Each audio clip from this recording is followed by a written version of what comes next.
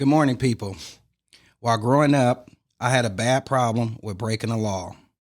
It was either work all week and earn a check or simply take the money from someone or somewhere else. This worked for me most of the times, but when it didn't work, I normally found myself locked up in jail.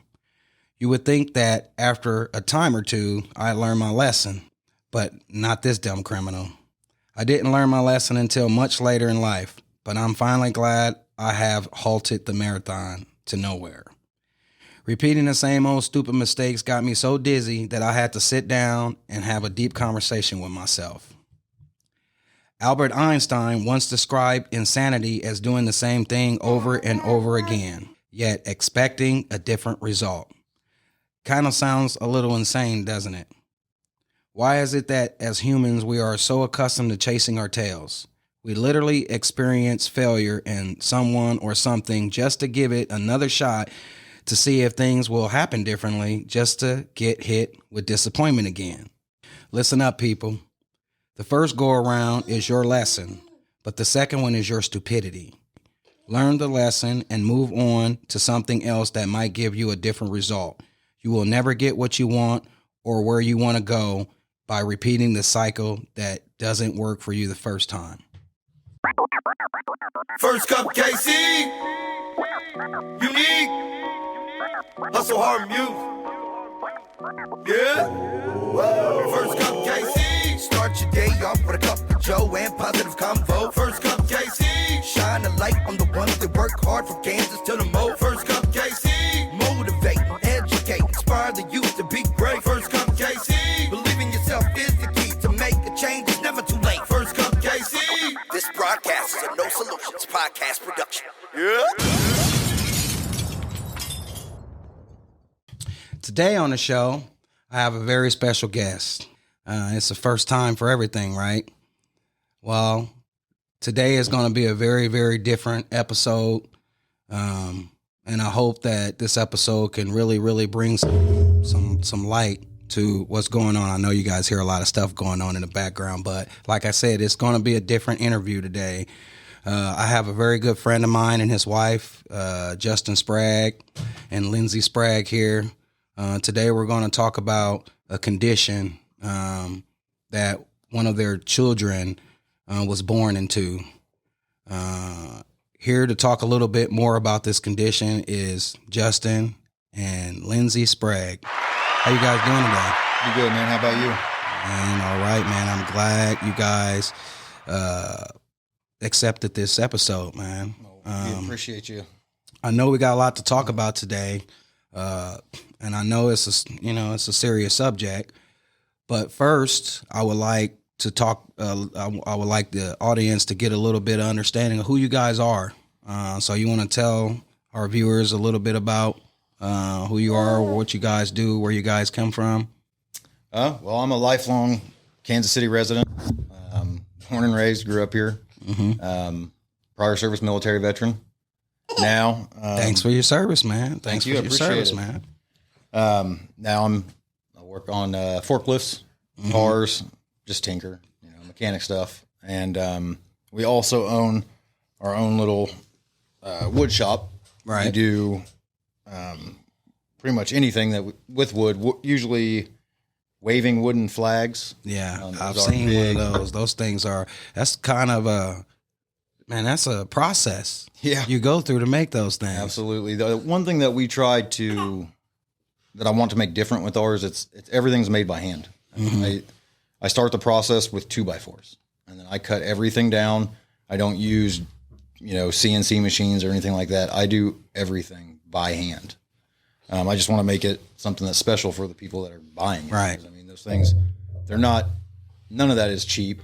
And I try to keep my prices to where, it's affordable to just normal people. Right. And, it's 18 to 25 hours per flag is usually what it takes, give or take what, goes into it. And that's outside of your daily job. Correct. Man. At one point in time, I was doing that on top of having a part-time job and a full-time job before Ryker. So I met you at your part-time job. Yep, up at the BP. And the BP gas station. Yep. And I kind of took a liking to you because you were always prepared for danger. Absolutely. Never leave home without it. Never leave home Never without leave it. home That's what I'm without it. talking about. And from there, I realized that wasn't the only place you were at. You ended up, I ended up finding out later on that you worked for Crown Forklift and Truck. Yep. Right. And you actually got us some business there. I did, And yep. we're still, to this day, Yep. working on Crown Truck lifts. Yep. They always come to me and say, hey, call Chuck. We need this taken care of. Yes, man. Hey, the circle's small, but the circle is strong. Hey, You know what I'm it saying? works. And we appreciate it, man. We definitely appreciate that because I say over the last couple of years, man, they've paid out a lot. They paid us a lot of money. Oh, I bet. So, Yep. And they're real adamant about, making sure that building's safe and, lighting all throughout it. And they were struggling just finding to get anybody into the building to give us a bid. And my boss asked me, he said, what can you do? I'll get you squared away. Overnight. Yep. Give me 5 minutes. It's Build done. you up. And next day you guys are out there. And Yeah. how many, it's going on 2-3 years now. Yeah. About 4. Yeah. Actually, it's been almost 4 years. So Time flies. it's been a long time, man. Like I said, man, we appreciate it because it definitely goes a long way. You guys hear Ryker over here. Yep, you are the man of the hour. Yes, you are. What about you, Lindsey? I'm a tax accountant. So I work for Ryan LLC, and I'm in the Department of Business License Tax. Huh. That's pretty cool. You help people not go to jail. She's a smart one in the relationship, that's for sure. You got to have one of those, man. I mean, I got one, so she runs our office. You guys got together. You had a boy. What's your older boy's name? Titan. Titan. Mm-hmm. Well, you got some strong names for your kids, man. Yep, and then we also have a daughter who's significantly older. She's 21. Her name's Destiny. Mm-hmm. The boys definitely, we got all of them, strong names. I just think it gives them a head start. Right. Something to kind of live up to and push themselves to. That's awesome. So this little guy right here is the latest addition. Yep, this is the new one. This is Ryker. He will be turning a year old in Hey, Ryker. In like 9 days. 9 days. 2 years old, 9 days. 1 year old. 1 year old. Yep. in So 9 he's only days. been on this earth for less than a season. Yes. I mean, less than 4 seasons. Yep. Really? So he is here today because Ryker has a unique, what would you call it? Condition. Yeah. You want to talk a little bit about that? Yeah, he was born with something called bladder exstrophy, which up until his birth we had Never heard of. Never heard of. I didn't hear anything about it until you mentioned it a week or so ago. And well, do you want to explain exactly what it is? The easiest way to explain it is that his bladder is on the outside of his body. Oh, And because his bladder is on the outside of his body, it kind of starts a chain reaction where, the hips can't close. A lot of the times the penis and urethra can't close. And so it's just, but there is also like several different types of bladder exstrophy. And I guess the fortunate part about his is that, the doctor basically said, if you get a child with bladder exstrophy, this is the one you want to have because the other ones or more deadly.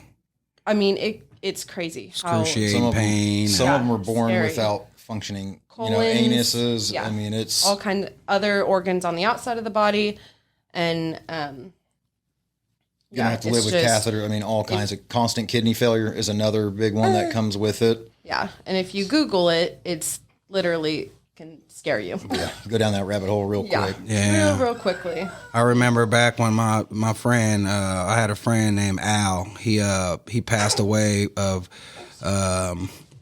he had brain cancer, and it started with, what do they call them, keloids or whatever on his neck. And once he removed that, it released it, and he was dead a couple years later. But so when you see and hear things like that, it is so easy to freak out and wig out and think the worst and all kind of stuff. Absolutely. How did you guys first? And I know I heard the story, but I want the audience to hear, how did they first find this condition? Well, or who found it first? Actually, it was this condition is supposed to be able to be found on an ultrasound or sonograms, so that way they could prepare you. I would say most times. Most times. Most times. So, come the day that he arrives, we go to the hospital, and up until this point, we've been told at every appointment that we've been to, everything's good.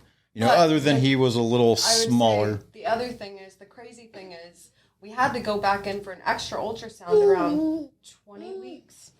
Around 20 weeks, we went in for the extra ultrasound because the first one at the anatomy scan, they couldn't see his bladder because they thought that he had just emptied it. Let me see him right quick. Can I hold him? Yeah, you want to go see Chuck? Hey, buddy. Look at that smile. What are you doing, man? You could never tell. I mean, he's such a happy baby. Okay, you said go back. What are you doing? Yeah. So what'd you say? We went in for a second anatomy scan at around 21 weeks after our first one. They couldn't see the bladder, and they wanted to check the functioning of it and the kidneys to make sure, everything was functioning properly. Well, then that second scan happened, and they said everything was functioning correctly. There was urine in the bladder and kidneys, and nothing was ever said to us again. And then I did find it weird, though, that they couldn't see his penis in any of the scans, which now knowing him, 100% makes sense. Right. Yeah, they just thought that maybe the scrotum was blocking it, or just the way that the he was umbilical cord, or it was umbilical always cord. in the way they thought. And so Which now, so that night when we go there, she goes into labor. We go there. She gives birth. I cut the cord, and we're told he's healthy. Everything's great. Mm-hmm. So I go outside. I was also adamant that I do skin-to-skin contact, and I wanted to start breastfeeding as soon as possible. So while she does that, I step outside to go call our parents and tell everybody, Everything's good. Everything's good. Come back inside. He is finished up, with his first feeding. He'd even gone to the bathroom on her during the feeding, so they had to clean him up. They cleaned him. They literally turned him over after I was done feeding him because he had pooped, and they cleaned the whole area, and no one noticed it. They didn't notice it when they were passing him off to me. They didn't notice when they cleaned. And it was literally and it was like insane. another hour after that when the nurse comes in to take his weight and temperature and all that. And literally the way that we found out something was not all right, she came in to put him down on the weight, and then we hear, "Oh shit." And obviously at that moment you're just like, what do you mean? Like, what's going on? And she's like, he has an organ on the outside of his body. And she's like, I'm not even sure what it is at this point. She said, I think it might be the bladder. Yeah. Our hearts, it just from there. And they kind of brought in some specialists. They weren't certain either at the hospital we were at. And then it wasn't until they took photos and sent it through like a secure system or their portal or whatever. And they were able to say that it is the bladder, in fact. And then he was basically immediately taken to Children's Mercy. So they had this condition, and they knew this condition exists. Yeah. Mm-hmm.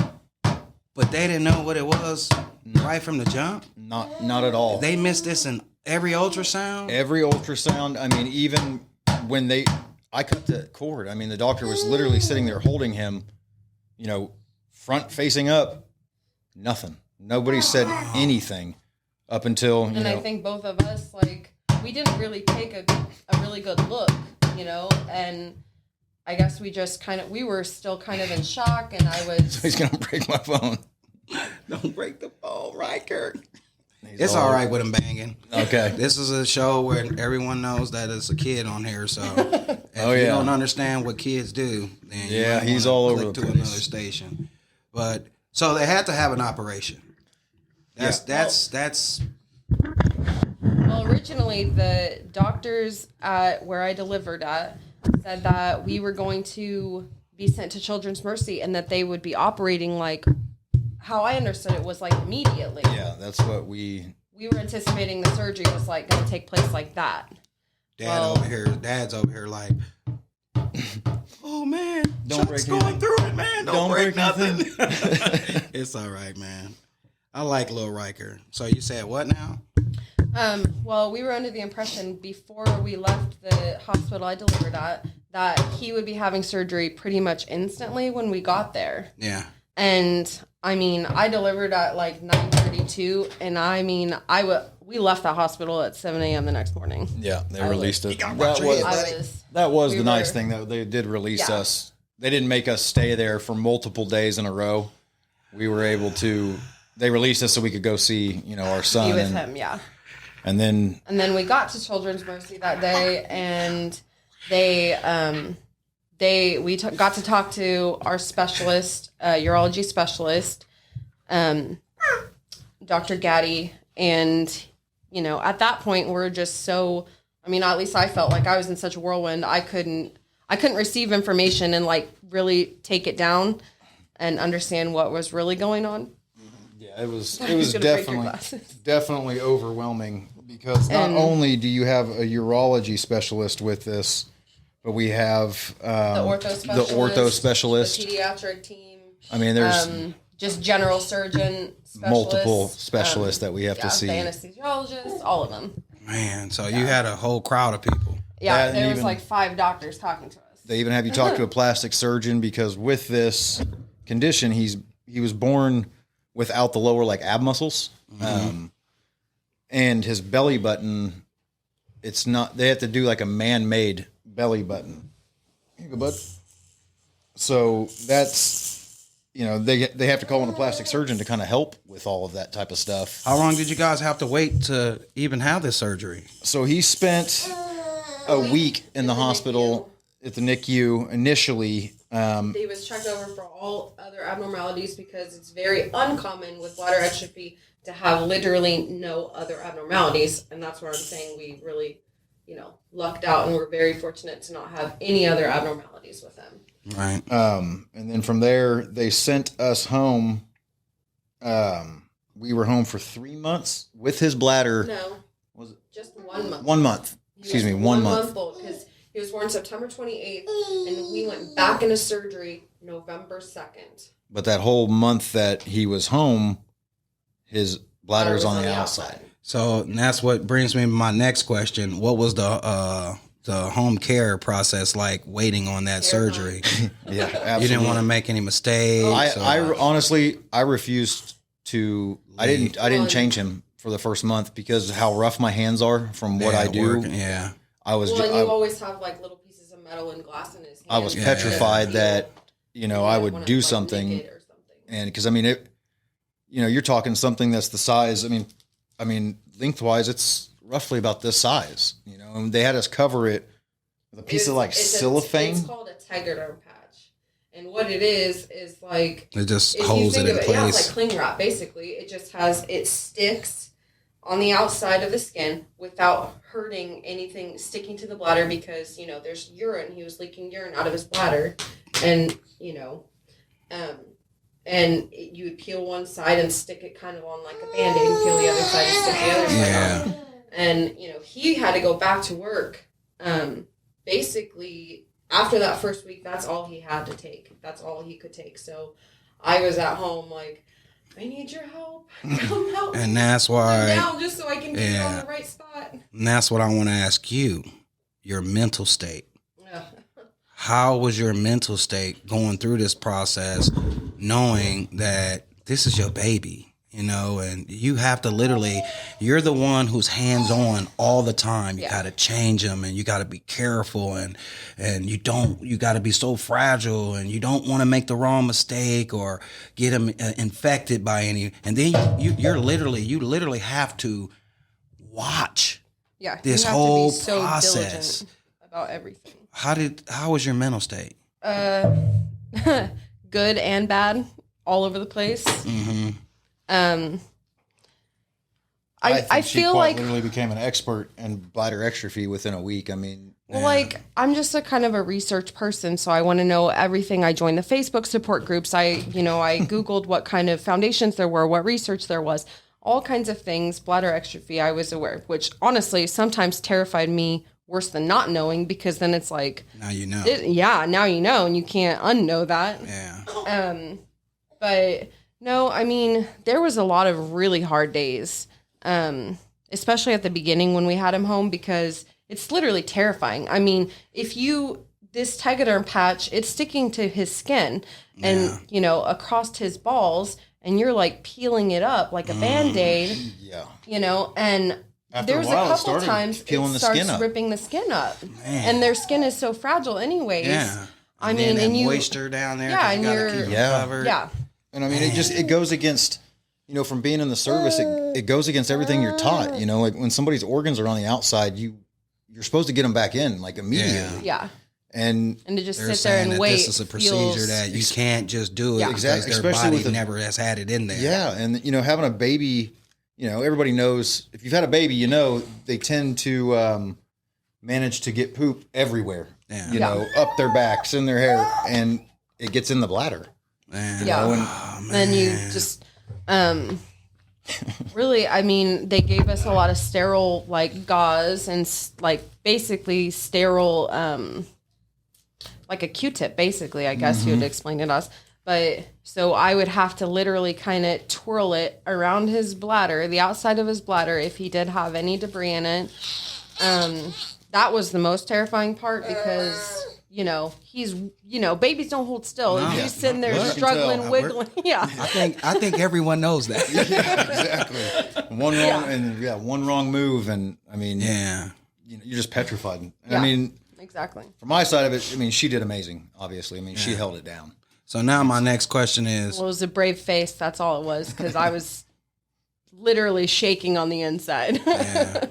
But somebody got to be strong. Yeah. Well, because what else? What's the alternative? You got to fight no matter what. Absolutely. You're in a position now you live through it. And positivity is the best way to live through it. I mean, you can think negative all you want, and the only thing you're going to do is just make negative come. So absolutely. I mean, I started looking into getting a second full-time job. I mean, whatever it was going to take to get him through this is we were going to do one way or the other. It's going to happen. So how was your mental state? Because you had to go back to work. How do you work at work all day knowing that you can't stop thinking about what's going on at home? I made a lot of phone calls home. Yeah. Constantly. We did do a lot of like the video chats, kind of checking in on each other a lot, and exhausted. Which that helped. Yeah. And this is all within the last year. Yep. Scared because again, with my hands the way that they are, I was just worried the whole time. Like I was going to hurt him or break him, and I wouldn't be able to forgive myself if something like that happened. Yeah. Well, and I think part of the thing is the doctors kind of reassure you, because right after you first have a baby and he has bladder extrophy, you're thinking, what did I do wrong? Like what did I eat, drink? What did I do that caused this to happen to my baby? And his thought process was the same. I did so many bad things in my past. This is my karma. I can't believe I did this to my baby, that kind of thing. Yeah, I actually said that to my mom that I did something wrong. Probably the hardest part, to come to the realization that this is just a birth defect that just randomly pops up. Yeah. And not just that, man. You got to also remember, man, God don't put nothing in front of you that you can't handle, and it's a reason for it. So, I mean, to think about it, you guys could have been getting shaky in a relationship, and this right here brought you closer, or you just never know. Yep. I'm so glad that he's full of life. Yeah. I am so glad he is like literally. Never tell. You would never know. Never tell until you know. Yes. Yeah. Until you see. It, Well, until you take off his shirt and realize that he doesn't have a belly button. Yeah. And that's, like I said, it's a process. It's a storm. This storm's going to pass. Absolutely. But that brings me to my next question. So how long was he in the hospital before and after the surgery? Because I know it's a process. Well, we had multiple pre-op appointments. Well, we had, I mean, I It can seemed like tell every you day that, we were at the hospital. yeah, I can tell you that I have never been to so many doctor's appointments in my entire life for myself, for my other children. It's like this year I've spent it pretty much at the hospital. But before his first surgery, we had one specific pre-op appointment for like getting his ultrasound, making sure the bladder and the kidneys were still functioning properly, because that's a big complication with bladder exstrophy patients, is that the bladder or the kidneys just stop functioning correctly. And luckily we haven't come into any kind of complication there. He had a lot of x-rays done to see how far his hips were apart. And then the other big one was, doing the COVID test and doing the blood work and going through all the paperwork, checking, yes, if you want a blood transfusion during surgery, what are the alternatives if something were to go wrong? That kind of an appointment. And that was just like, the day before, 2 days before, something like that. Yeah. And then the day of surgery, I was nervous because, he can't eat for, X amount of hours before surgery. And I'm like, let's tell a newborn that he can't eat, Yeah. But it actually went pretty well. The surgery itself, they had told us it's supposed to last roughly anywhere from 7.5 to 8 hours. I mean, they do a very good job. We got there at 6, 5? Yeah. I can't remember. It was crazy early. It was, we literally spent the entire day almost into the next day at the hospital that day. They tell you it's, 7 to 8 hours. And they do an amazing job up there. There's an app that they have, they update you constantly. Mm-hmm. And the first part of the day, everything's great. And then it starts getting down to time where, it's a 7.5 hour mark. Well, So then it's the 8.5 hour mark. And then it's the 9.5 hour Y'all mark. know y'all baby in there. Y'all ain't in And there. we're looking at each other like, what's going on? And Well, then and 10 and a half hours come. one of the texts or the status updates through the app did not go through, and she thought that it had, and so we were waiting extra, and she's like, oh my gosh, I'm so sorry, And then on top it of didn't go that, through. we were there so long that the waiting room that we were in, it shut down. Closed. So we had to move us upstairs to where there with was one other family there. one other family, and then they're taken out, and then we're still sitting there. And we've been here all day long. And finally, at 10.5 hours, they come get us, tell us, the surgery was a success at that point, that they did have to give him a transfusion. And with this surgery, he had to have what they call a double... bilateral iliac osteotomies. Yeah, posterior and anterior, which in our terms is they took a saw and they cut like the wings of his hips. Just then, like think of it like one of those, what? Like Kinda you score it. Yeah. But they go through like here and there. And what that does is it's supposed to allow them, because with this condition, his hips are kind of open like a U or a C. Mm-hmm. And they're supposed to be an oval. So that allows them to curve the hip back in and take the pressure off of the bladder to let it heal into place. Yeah. The purpose is to not only close the hips, but the bigger purpose is to close as much tension as possible so that the skin has the best opportunity to close over the bladder. And that's why, with that as well, he was required to be in full double leg traction for a month. So they had to bind his legs. They had to bind his legs. They had weights hanging off of him. He had tubes coming out of his stomach because also with this condition, the urethra wasn't connected. The penis was kind of open like a hot dog. Imagine a hot dog. So they had to close that. They had to connect the tubes from the kidneys, the bladder. So, I mean, he had multiple tubes coming out of his stomach. Pull their urethra all the way to the tip. Yeah. Which again, with We this, also got lucky on that part because a lot of patients with bladder exstrophy, especially the boys, the urethra doesn't want to stretch all the way to the tip, and they have to create a secondary Piece hole, to add. basically, so they could go to the out of bathroom. the side or the base or wherever, Yeah. you know. So, that was another fortunate part is, counting our blessings, basically. And then from there, I mean, him being a breastfed baby, it was, that's hard. She was pumping and we couldn't hold him at all. So you had to. He had to be on his back. I couldn't breastfeed him at all during the hospital You had to time. bottle feed him the whole time through breast milk, of course. Yeah. But And then it got to a point man. where I was just super stressed out and I couldn't supply enough for him. Because it's different. Pumping is a lot different than actual breastfeeding because I'm saying, like, I know, right? like I've been breastfeeding or something. Yeah, it's just, well, for me, that was always my experience is that pumping is just a lot harder than top actual of the breastfeeding. stress, of everything else. So we did the formula feed, kind of supplementing the breast milk. So during the process of that operation, were there any complications? So we made it The first week without anything. without anything, which was great. I mean, they were And it controlling. felt so good. I mean, it felt like we were on top of the world and, everything was just going perfectly according to plan.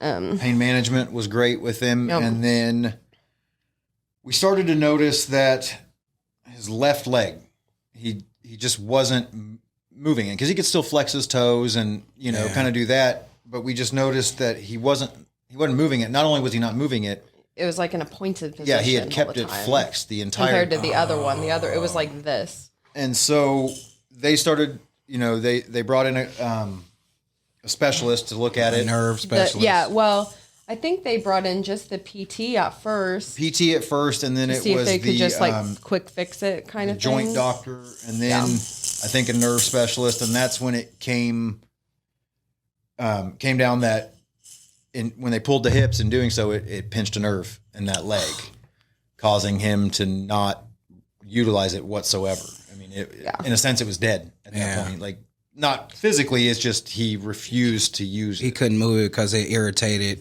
His Exactly. nerve would not allow. Yep. And so that, And they were also worried that the traction was causing too much pressure on the sciatica.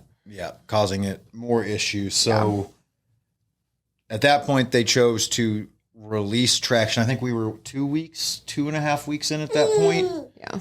About midway, and they chose to go ahead and release traction.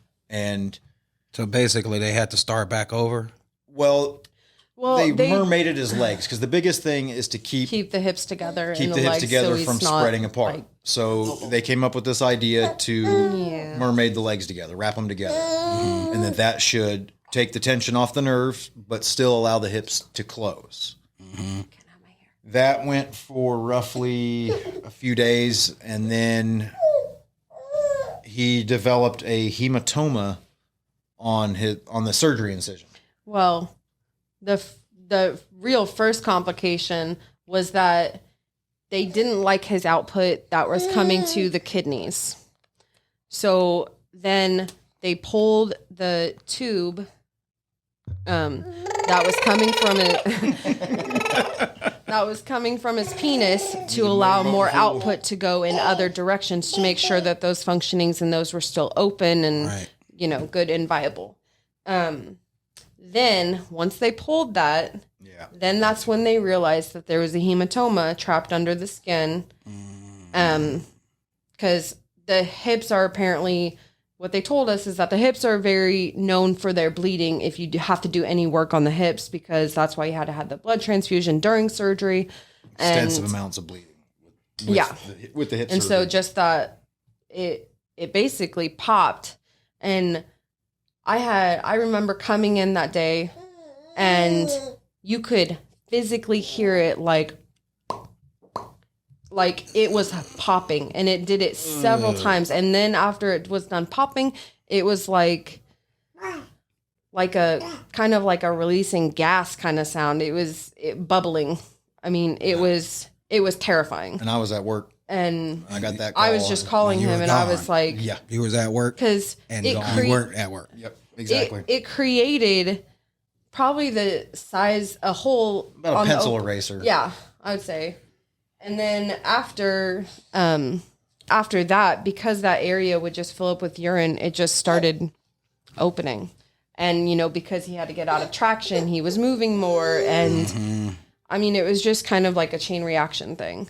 And then the next thing was because we were formula feeding and breast milk, like the combination, the supplementing, then we realized that he started having blood in his stools. And we didn't know if it was from the breast milk or if it was from the formula. But it's no matter And- what, it's cause for concern. Absolutely. Yeah, exactly. Absolutely. And and so we ended up having to switch to what they call Elicare, which is like basically like a triple processed kind of formula that just breaks down the milk proteins like super, super well. So Makes it that easier for him to digest and Yeah. pass, and then the surgery in site continues to open up, and then the bladder eventually starts coming back out. Man. and it I mean, it's at that point. I mean, luckily, it didn't come all the way back out, so it's not. I mean, what, $50 size, maybe a little bit bigger is what's out now versus what was out, but still, I mean, his bladder is still Comparably, it felt like the first time we had seen his bladder on the outside, it was like all over huge. again. Yeah. And now it's, I mean, could be that we're just used to it now, but, you know, and we were, you know, I had taken pictures of it while we were in the hospital so that I could track on my phone, like the progress of the hole to see if it was getting bigger. Is it getting smaller? Because they were hoping that it would maybe heal if they could keep it dry enough. That unfortunately wasn't the case. And it just kept opening further. So now, he still has to have another surgery. Yeah. Yep, they released Basically us. exactly the same. Yeah, they released us from the hospital, and maybe there was some confusion between us and them, but we were under the impression that the surgery was still a success, that they would just have to go kind of just push it back in like and sew it back together, basically. you know, some stitches. Okay. So we go to our first urology appointment after he's released from the hospital. Probably about a month after Yeah. his surgery, just to like check up, follow up, do more ultrasounds. And that's when we find out that the surgery was just a complete failure. And they never told you that when it was the failure. No. Well, Doctor, And they it just could- ain't I doing mean, too good at all with old Ryker. It honestly could have been that we were just so overwhelmed, because when you're overwhelmed, you just don't hear information the right way, and you're But not both kind of parents? clear. yeah. Both parents? See, and that's kind of what I know, said but- too. And we got lucky because No, Kansas, we have one of the most sought after specialists here for bladder extrophy. So Yes. he did. I mean, he was a godsend. I mean, he really helped us through the process. One thing I like about him is that he's very direct, because I don't like. I like beat around the bush. Yeah. Just tell come me how it is. Just tell me how it is. And that was part of the problem, is because he is such a sought after doctor. He's all over the place. He's traveling to different hospitals to help their patients. countries. All the time. And so when he was in recovery in the hospital after his first surgery, that was part of the problem, is because he was elsewhere. You want to give him a shout out? Thanks, Dr. Gotti. We appreciate everything that you have done for us and continue to do for us. And we're looking forward to November 30th to get Ryker squared away. November 30th. Yep, that's when. So what do the doctors, how do they rate his condition? As far as bladder extrophy goes, he is on the mild least- side.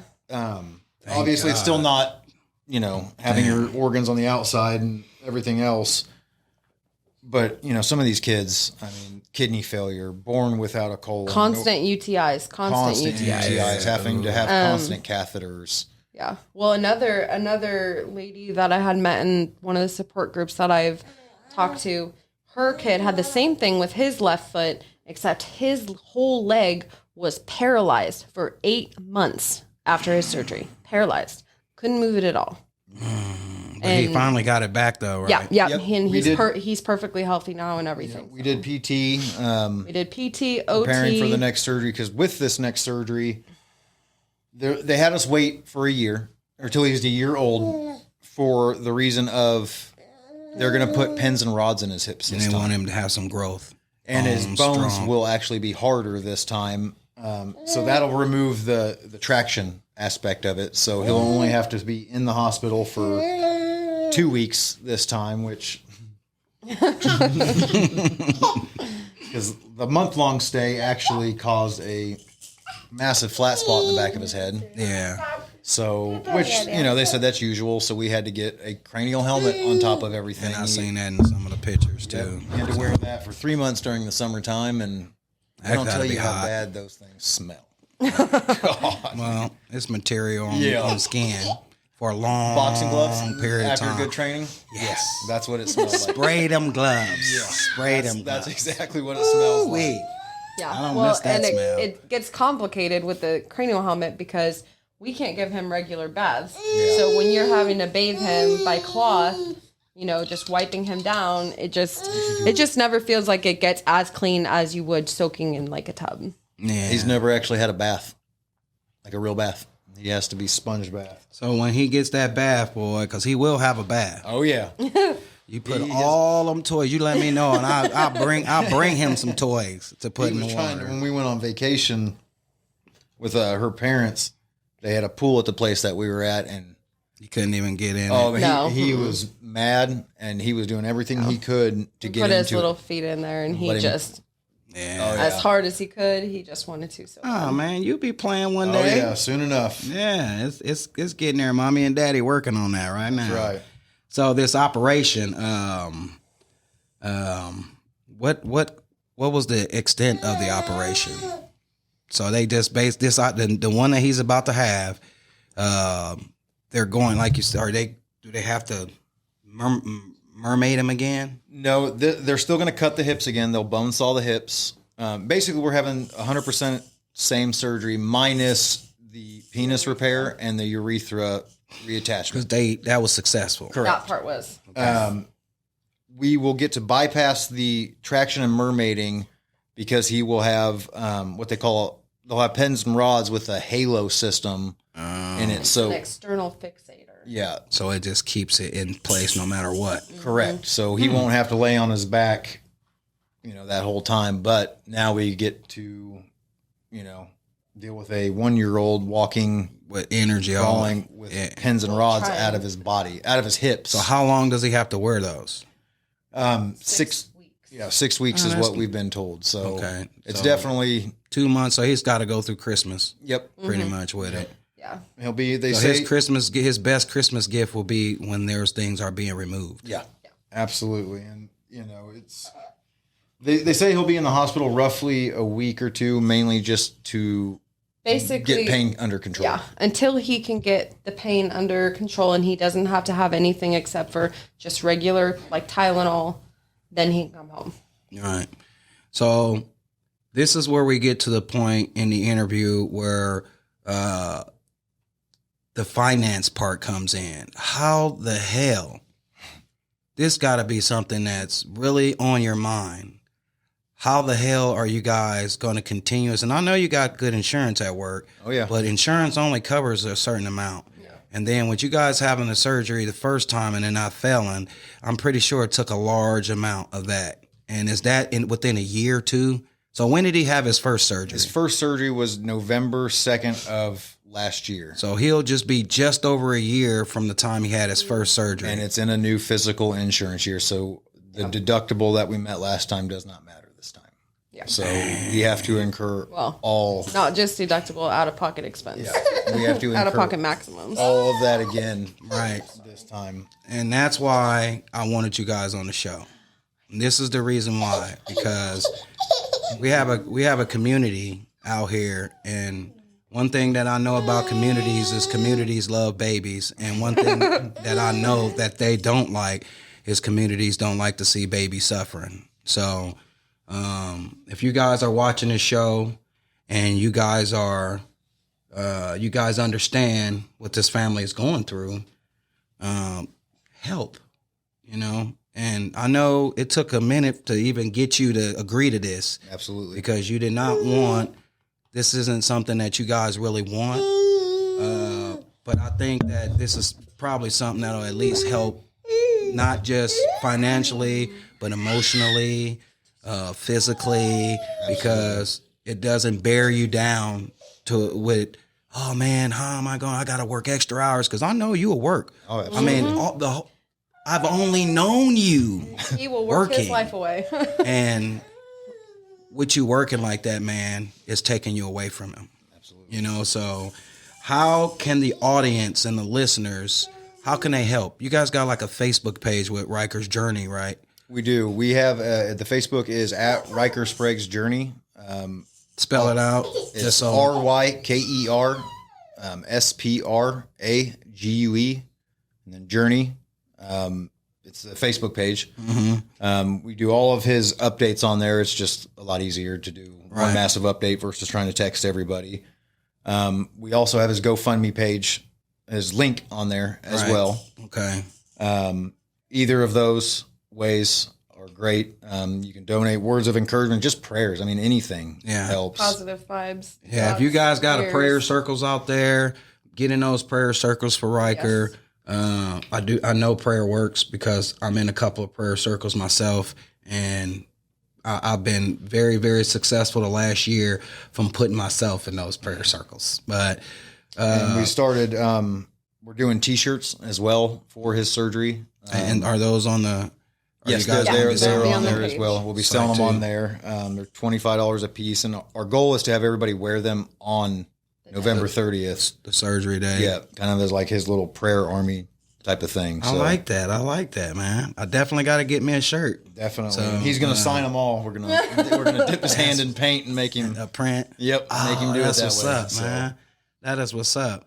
Well, I do know from this point he seems so blessed because he got 2 protective parents, and like I say, God has a funny way of preparing you for the future, and maybe this was just his way of making sure you guys understand that you need to stay close to the kids. You know, you guys have become so much bonded, you know, to the family because of this. And like I said, with donations, I would like to have you guys have enough help to where you don't have to spend a lot of your time away from the family when he's probably going to get a lot more strength from you being around than not. So absolutely. If you guys can get over to at Rykers Sprague's Journey on Facebook, help out.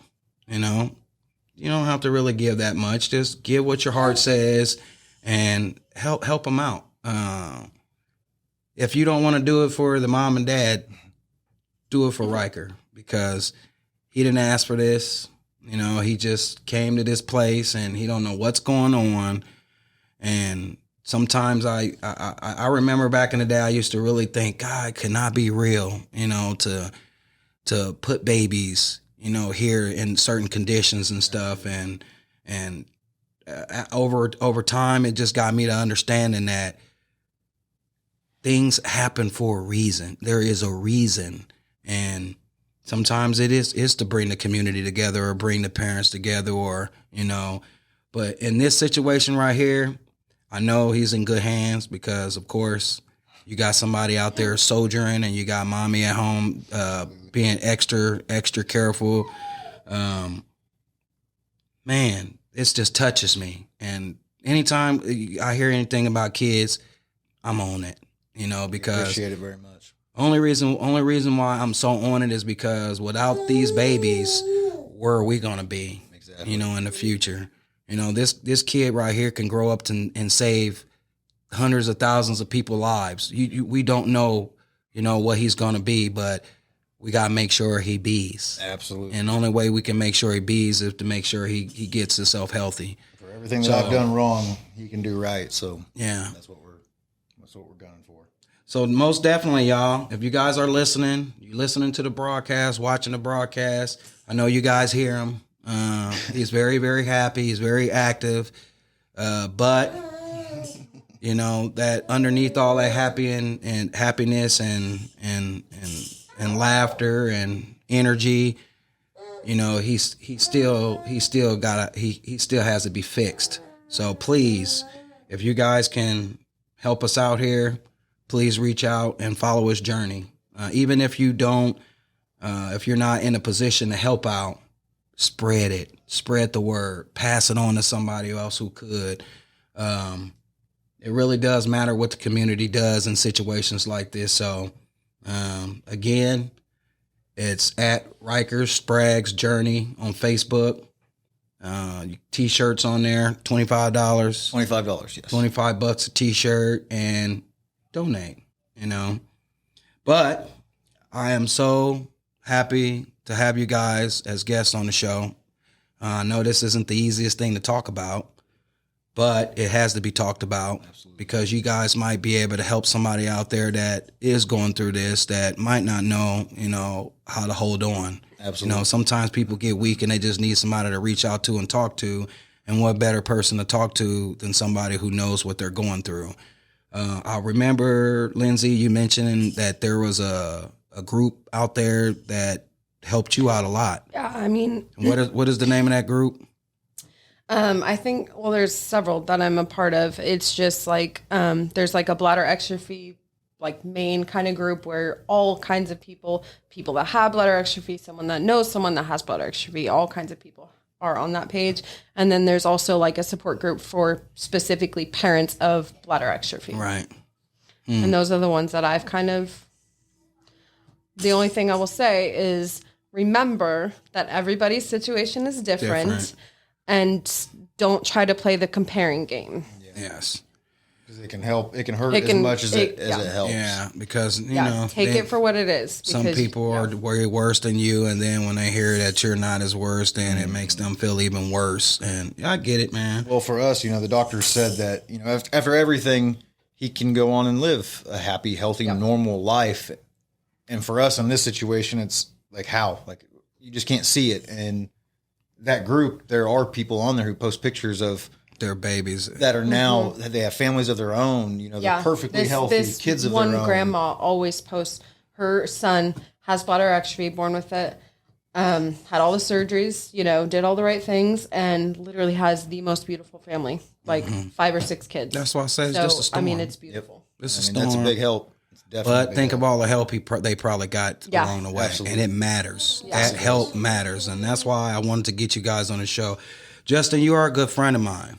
I mean, and when I say, not taking anything away from you, Lindsey, but Justin, you are a good friend of mine. We've been friends for, close to 10 years now.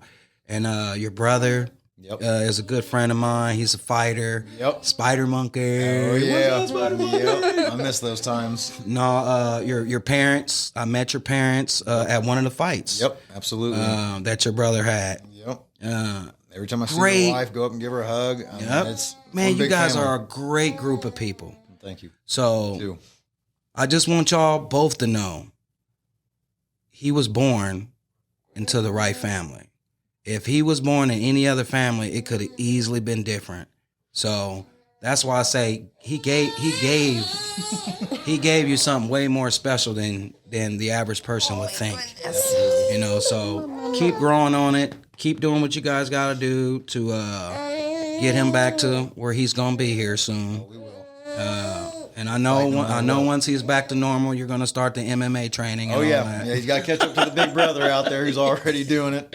Yeah, I know, man. But before we go, I got to have you guys tell the listeners something positive. I mean, out of all you guys, what you guys are going through, can you leave the audience with some words of encouragement? Fight. I mean, that's you just can't give up, regardless of what it's going to take. Whether you have to work 2 jobs, 3 jobs, 4 jobs, you just have to do it. I mean, there's just no other way around it. Giving up is not an option.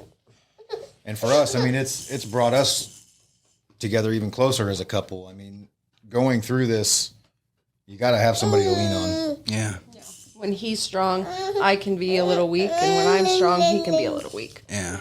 I think my biggest thing is I kept playing this game with myself, getting pre-worried about things in the future, and I think my biggest word of encouragement is to just take it literally minute by minute, second by second, day by day, whatever you can do, just take it by that amount.